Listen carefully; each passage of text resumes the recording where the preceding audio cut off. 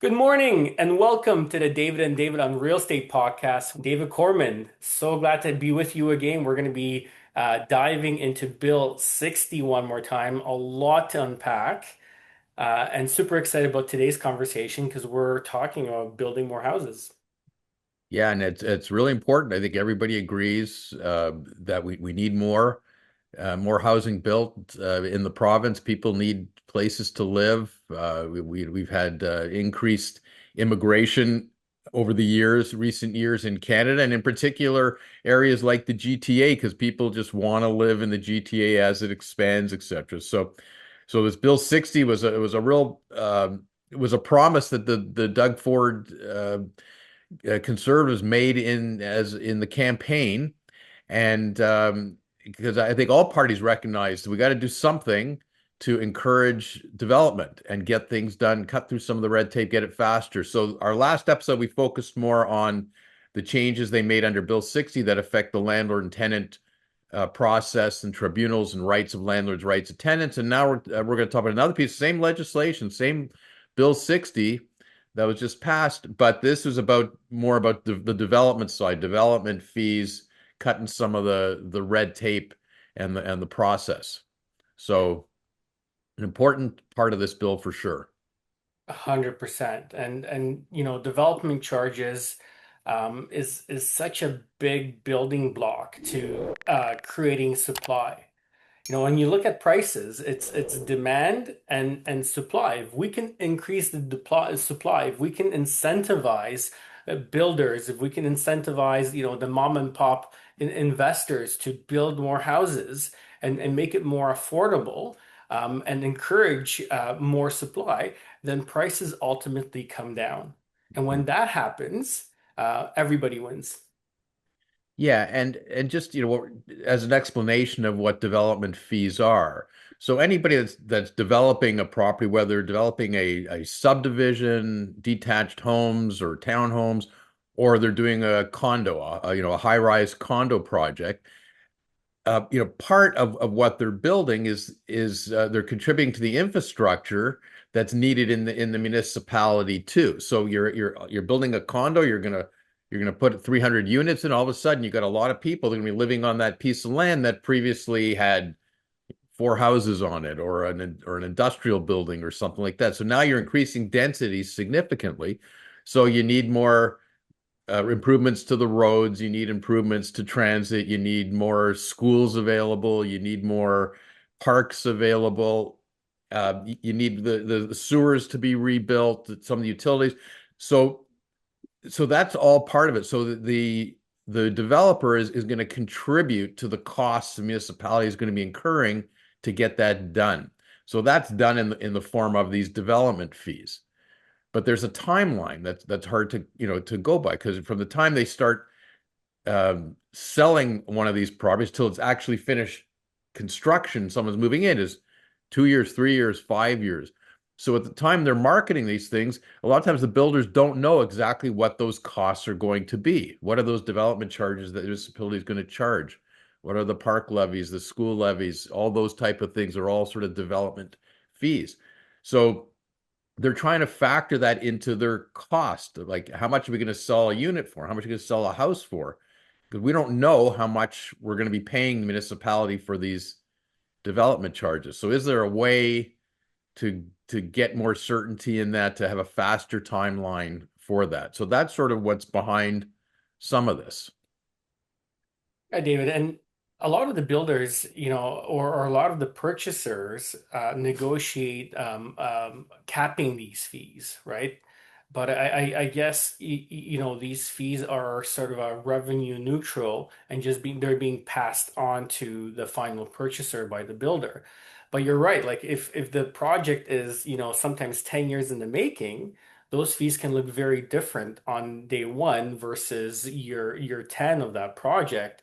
And builders, just basically say, hey, whatever these fees are, we're going to pass them on to you. We're going to divide them by the number of units, and each person is responsible for their respective share. Lately, purchasers have been asking to get these capped. And I guess the builder is assuming part of the risk in getting that done and adding some of those expenses to their bottom line. But again, when you look at the bigger picture of, return on investment and making a sizable investment into the community, this is such a big part of, driving costs and making these projects, affordable versus not affordable. And David, you have some experience because you've represented builders on both sides of this. What are some of these development charges? Like, what can somebody expect some of these charges to be? Like, let's give our audience, a little bit of a taste of what the expectation could possibly be, just so they understand the gravity and the impact of some of these charges can have on a unit. Yeah, well, they could be really significant sometimes. So the way most builders, when they sell their homes, they agree to sell a property for $1 million. You're signing a new construction contract for $1 million, let's say. But there's always a clause in there, an adjustment clause that adds certain adjustments. And those are what we're looking at to see, these are in addition to the purchase price. What can the builder charge in addition to the purchase? So one of the biggest elements of all of those type of charges is these type of development charges. Because at the time they're marketing it, the builder might have an idea of, okay, it might be $20,000, $30,000 of costs that they might be contributing for this unit, towards development charges. But, the municipality hasn't finished determining that yet. The region hasn't finished determining what their costs are for improving regional roads, and there's still some uncertainty. So what they put in their standard agreement purchase and sale is, we as builders don't want to take the risk of any further charges or increases to the known charges. So the adjustment clause says, if there's any increases to the known charges at the time you sign this agreement, or the government comes up with some new charges over the next 5 years till this is built, we want the buyer to bear the risk of that. So we're on the buyer side, we go, well, that's no good. That's like just a blank check. We don't know what that's going to be. And so that's not good for a buyer. So then we try and negotiate, well, can you cap that cost, which is what you're talking about, Dave? So we say, okay, maybe we'll cap it at 5,000, maybe we'll cap it at 10,000, whatever we can do. So at least the buyer has some certainty. If there are increases in those type of development charges or new charges, the first 10,000 might be the buyers. Anything above that has to be absorbed by the builder. Okay.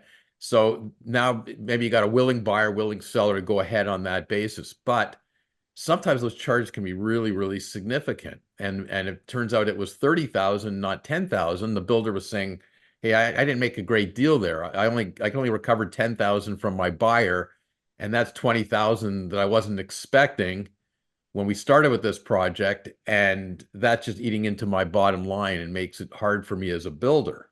So there's unfairness on both sides to it. So it's in everybody's interest if there's a better understanding of what those development charges are going to be at the time they sign the agreement of purchase and sale. And it's just built right in to the agreement at that point. And there's no surprises that come down the pipe 2, 3 years, 5, because there's always going to be this time lag. It takes some time to build. So I think that's what they're trying to address here. Right. David, did you see anything in the build actually reduces development charges? Because a lot of the wording or a lot of the points, which we will go over in a few minutes, but a lot of them are centered around, more transparency, like how are these fees being spent? If the municipality wants to increase levies, they have to provide a study, which in my opinion increases costs and drives costs even more. Yeah. There's a new land acquisition fee category within development charges that was created, which again, in my opinion, sets the stage for charging more. Have you seen any language in the bill that actually reduces charges today? I don't think it necessarily reduces charges, but it's sort of trying to get everybody to determine what the charges are sooner, disclose it more fully, explain what they are, and and then I think, once they're established, we want everybody to live with that and get rid of the concept of, well, this is what we know they are in November 2025, but there's inflation, there's other costs. So when this is going to be incurred in 2027, we want room to wiggle. So even though we told you it's going to be $10,000 per unit in November 2025, it turns out it's $20,000 when we get to 2027. We want to don't hold us to the number that we gave you in 2025. Like, so I think that's what they're trying to eliminate a little bit here. Like, determine it faster, and once that number's determined, you have to disclose what it's based on, and then you got to live with it. Right, right. So let's talk about what the bill actually does do then when it comes to development charges. Well, it creates more of a process of requiring municipalities to figure this out faster. Um, knowing, and there's different levels too. It's municipal level, but there's also regional level. So there's provincial, weighing in on all this too, because some things are controlled by the province, some things are controlled by a region, some things are controlled by the actual municipality of where the development's going to be. So there's different levels, and they all have to disclose a little bit clearer and make it easier for a developer to get the information, disclose it to the developer, and then the developer in turn should be able to disclose with more certainty to the ultimate purchaser.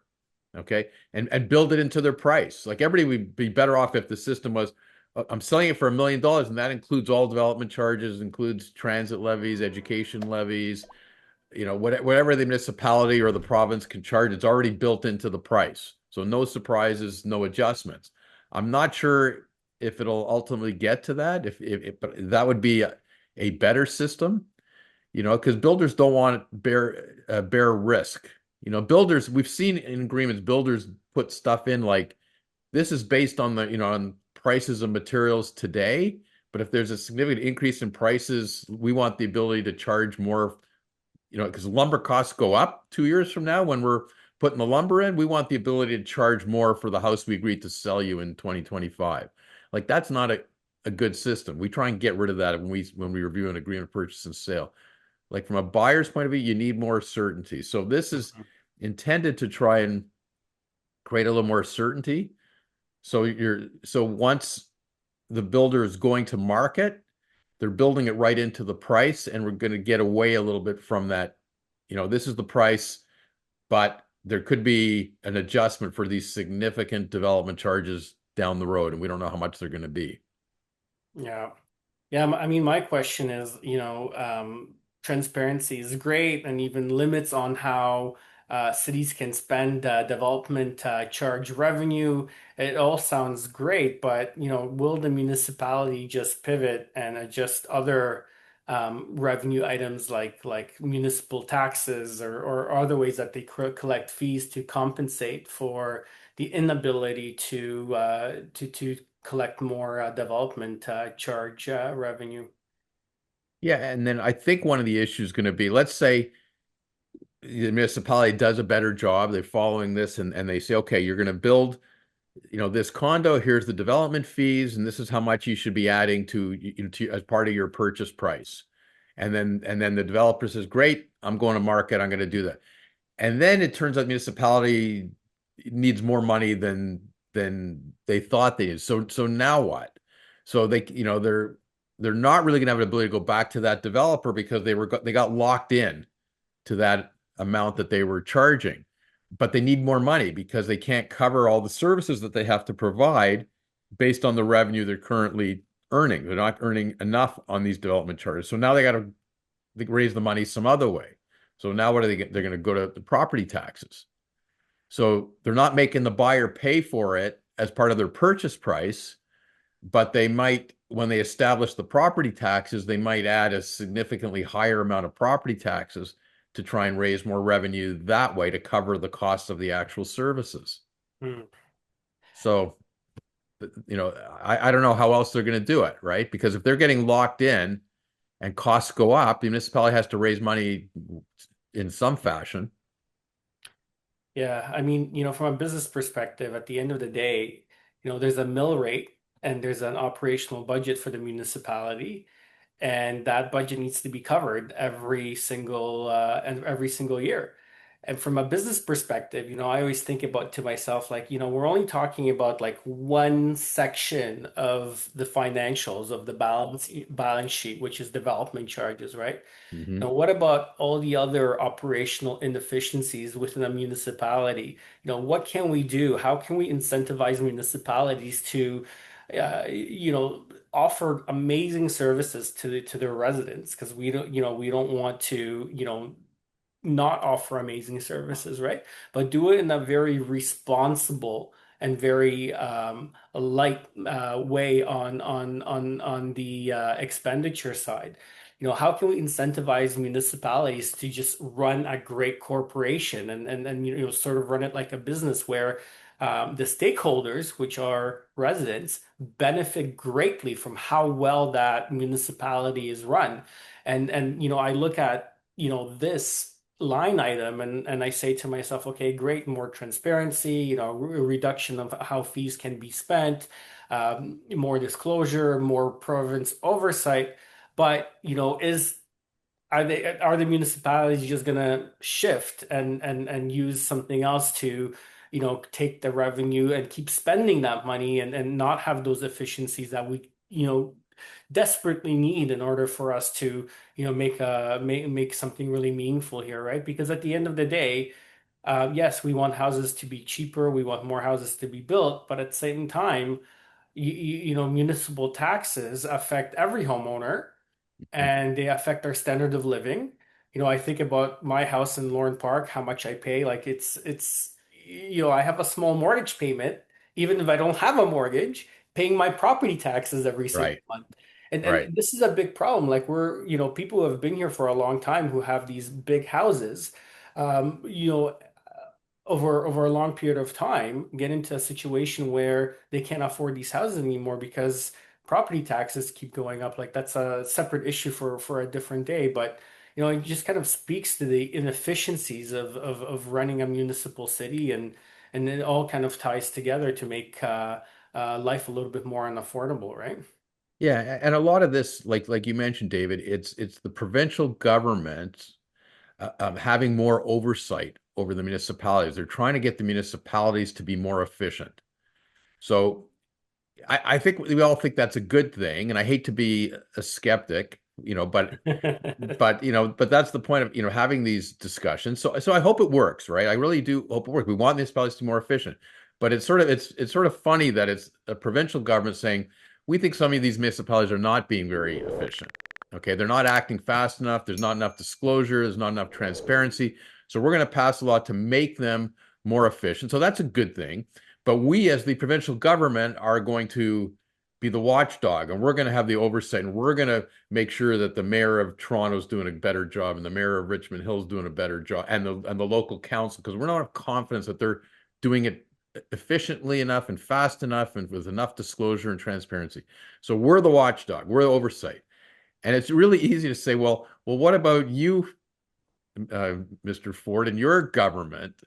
What what gives us confidence that better and you are as efficient and your people are going to be efficient in doing this? And if that's what the opposition parties are certainly going on, like, and they point to to delays on the provincial side and how the provincial had inefficiencies and lack of transparency and all the rest of it. So it all works if the provincial government can really do that good job and make the municipalities more efficient. So then that's great. That if it could all work that way, but you need the people that are doing the oversight to be really efficient and work quickly and have the structure to be a proper policing agent for these things. Yeah, and I think sometimes gamification among municipalities and there being a mechanism to incentivize the positive growth and houses being built is sometimes a really good way to sort of move forward because there are certain municipalities that are doing a great job of building new houses and building infrastructure and maintaining the costs. And I think they need to set an example and a blueprint and a roadmap for other municipalities that might be struggling in certain areas. And I think, education, I think collaboration, I think, teamwork and working together with the provincial government is probably the right recipe to move forward and to, elevate everybody in the province. Yeah. So, bottom line is, although, we have to, you never know how a legislation is going to work in practice until they start doing it. And you hope that it succeeds and achieves the goals. Because I think we can all agree that the goals of this are good. They're noble. Yes. We need an ability for developers to have a shorter process, to develop quicker, to build faster, to cut the red tape. And we need more disclosure, transparency. We need them to have more certainty in their business, then they can build faster because we need more housing. We need more, housing for buyers to purchase. We need more rental housing. We need developers to be able to act faster. So overall, we need legislation like this, right? It's not easy to come up with the perfect legislation and then get it implemented and make sure that it works. So I'm sure there'll be some challenges along the way, but I think everybody agrees that this type of legislation is needed. Anything that's going to shorten the time period for the developments, cut some of the red tape, get more development going faster, because we have a housing shortage, and that's not going to be solved in the next year or 2 years. It's still a long play. Even if this legislation all works, it's going to cut down the period significantly, but it still takes a long time to develop any piece of land. So we need anything that's going to help shorten the period, get things to market quicker, get things built with more certainty, cost certainty to developers, cost certainty for buyers and renters. That then, I think we're all in agreement that's a good thing. Yeah, 100%. David, this is a great episode. We're going to jump into the bill and how it gives the ability to build houses faster. Development charges and tenant protection was one part of the bill, but super excited to talk about this piece as well. So thank you guys for joining us. We want to hear from you. Give us your comments, give us your questions, and join us next time as we keep diving deeper into Bill 60. Thank you, everyone.